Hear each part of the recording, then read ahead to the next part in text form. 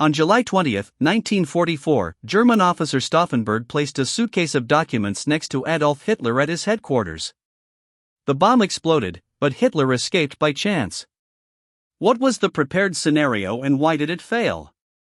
There had been failed assassination attempts on Hitler before and during World War II, but none of them have attracted as much attention as the failed July 20, 1944 bomb attack on him, the so-called general headquarters of the leader, near Rassenburg in East Prussia. In July 1944, the officer Klaus Schenk Graf von Stauffenberg leaves at 8 o'clock in the morning in the direction of the central headquarters of the Führer, Hitler. His goal: killing Adolf Hitler with a bomb. The moment is opportune. In his capacity as chief of the Army General Staff, he must report to Hitler.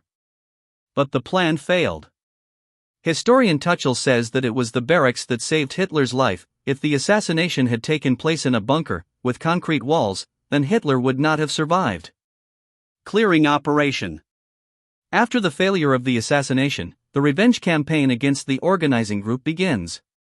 Hitler declares that the conspirators will be persecuted without mercy and that in the meantime Klaus Schenk Graf von Stauffenberg and 3 of his confidants had died.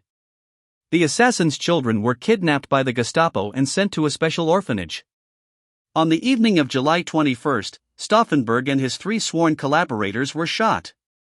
The radio announced, "Today, an assassination attempt was carried out against the leader with explosives." Apart from light burns and hematomas, he did not suffer anything else. He has started work immediately and according to plan, received Duce in a long joint conversation. When this news was announced by Raju's radio waves, the listeners could not believe that it was true. Anyone who doubted his death could be reassured the next day by hearing that Hitler had survived the assassination attempt with the bomb hidden in a briefcase. In official propaganda, the July 20, 1944 assassination attempt is downplayed as an act of desperation. But really Hitler and his fanatical followers were concerned about the morale of the troops in war and the quality of the officer corps. In the weeks and months that followed, around 1,000 men and women were arrested, whom the Nazi regime accused of participating in plotting the coup. About 200 of those arrested are sentenced to death by the so-called popular court with Chief Judge Roland Freisler under the charge of high treason. In Germany it can be different.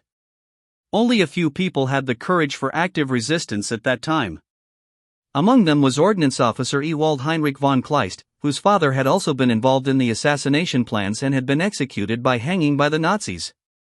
The young von Kleist escaped death thanks to some favorable circumstances, although he had been close to Graf von Stauffenberg from the first hours and had taken an active part in the conspiracy. As one of the few survivors, in 1994 he spoke at an interview on his motives, taking the trigger from the 50th anniversary of the failed assassination attempt on Adolf Hitler. "I was horrified and tortured by the thought that all these crimes were committed in the name of the Germans. I was telling myself that it is impossible not to show the world that in Germany it can be different.